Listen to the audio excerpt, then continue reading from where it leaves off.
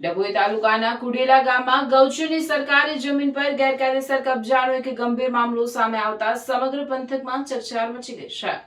સ્થાનિક ગ્રામજનોના ગંભીર આક્ષેપ અનુસાર કેટલાક માથાભારે અને બગદાર તત્વો દ્વારા પશુઓના ચરિયાણ માટે અનામત રાખવામાં આવેલી સરકારી ગૌચરની ભૂમિ પર કથિત રીતે ગેરકાયદેસર કબજો જમાવી દેવામાં આવ્યો છે અને ત્યાં ગેરકાયદેસર ખેડાણ કરીને આર્થિક લાભ ખાટવામાં આવી રહ્યો છે।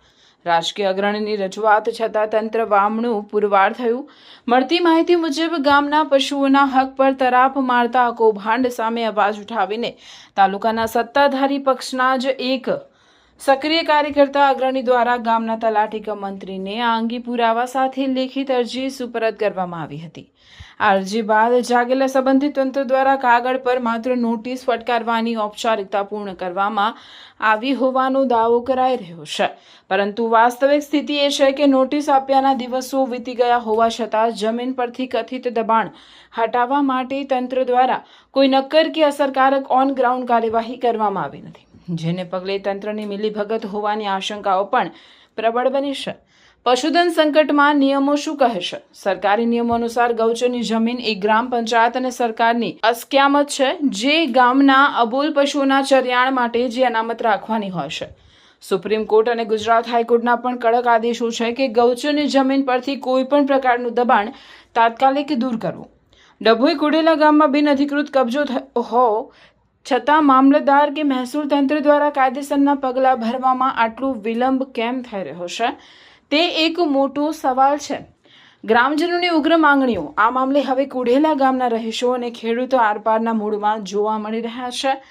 ગ્રામજનોએ એક સૂરે નીચે મુજબની માંગણીઓ દોહરાવી છે: નિષ્પક્ષ તપાસ, સમગ્ર વિવાદિત જમીનના સરકારી રેકોર્ડ અને નકશાઓની તટસ્થ એજન્સી દ્વારા તાકીદે તપાસ કરવામાં આવે, દબાણ મુક્તિ।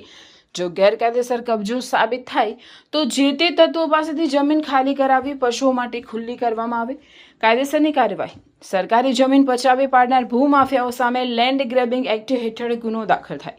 બેદરકારી અધિકારીઓ સામે પગલાં। છેલ્લા 15 વર્ષથી આ ગેરકાયદે પ્રવૃત્તિ આંખ આડા કાન કરનાર અથવા ફરજમાં બેદરકારી દાખવનારા જવાબદાર મહેસૂલી અધિકારીઓ અને કર્મચારીઓ સામે પણ કડક ખાતાકીય પગલાં લેવાય। આગામી દિવસોમાં આંદોલનની ચીમકી। જો આગામી દિવસોમાં કુડેલા ગામના ગૌચરની જમીન પર બુલડોઝર ફેરવીને દબાણ મુક્ત કરવામાં નહીં આવે તો ગ્રામજનો દ્વારા જિલ્લા કલેક્ટર કચેરી ખાતે ઉગ્ર આંદોલનની ધરણા કરવાની ચીમકી પણ ઉચ્ચારવામાં આવી રહી છે।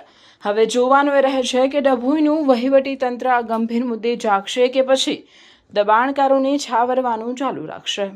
ત્યારે જેનું નામ એક અસલ મેઇન વ્યક્તિ છે હટેસિંહ રામસિંહ, બીજા નંબર છે ગનાભાઈ ઉર્ફે રણજીતભાઈ રામસિંહ, ત્રીજા નંબરમાં છે માનસિંહભાઈ રામસિંહ અને ચોથા નંબરમાં છે ચંદ્રભાઈ રામસિંહ। એ ચાર ભાઈઓ ઈસમ તો આવી રીતના લોકોને હેરાનગતિ એવી કરી રહ્યા છે। એક વડોદરા ગામમાં રહે છે, તે પણ દારૂનો ધંધો કરી રહેલો છે અને તેથી એમને પૂરેપૂરો સપોર્ટ ત્યાંથી મળી રહેલો છે। આ કયું ગામ છે ને ક્યાં આગળ આવ્યું? આ ગામ હાજીપુરાના સીમાડા પર આ ગોચર આવેલું છે અને અહીં કુંડેલાના ઢોર અહીં આવી નહીં શકતા, અમારા ગામના જ ઢોર આવી શકે છે। અહીં આગળ બાજુમાં બધી જમીનો આવી ગયેલી છે। બાજુમાં અર્જુનભાઈ ધોપતસિંહનું ખેતર આવેલું છે, એની બાજુમાં એને જમીન આટલી વાતરીને તોડી છે। જી, આ કયો બ્લોક ને સર્વે નંબર? આ બ્લોક નંબર 484/12 આ જમીન ફળવાયેલી છે અને 484/12 આ ગોચર એને તોડેલું છે। જી, આપનું નામ? મારું નામ લક્ષ્મણભાઈ બાબુભાઈ પાટણવાડિયા। જી, આપને પંચાયત તરફથી શું જવાબ આપવામાં? મને પંચાયત તરફથી મેં પંચાયતમાં નોટિસ આપેલી, લેખિતમાં આપેલું કે ભાઈ મને આનું છૂટું કરાવવા માટે મને તમારો અભિપ્રાય જોવો છે ને એની નોટિસ જોઈએ। મને એને નોટિસ પંચાયત એને ફાળવી છે, છતાં એ ખાલી કરતો નહીં। જો આગળની રણનીતિ કરવામાં આવે તો તમે મામલતદાર ને કલેક્ટરને? આગળની રણનીતિ કરવામાં આવે તો અમે કલેક્ટર લગીને પણ ધારણા કરવાની હોય અમારી તૈયારી છે।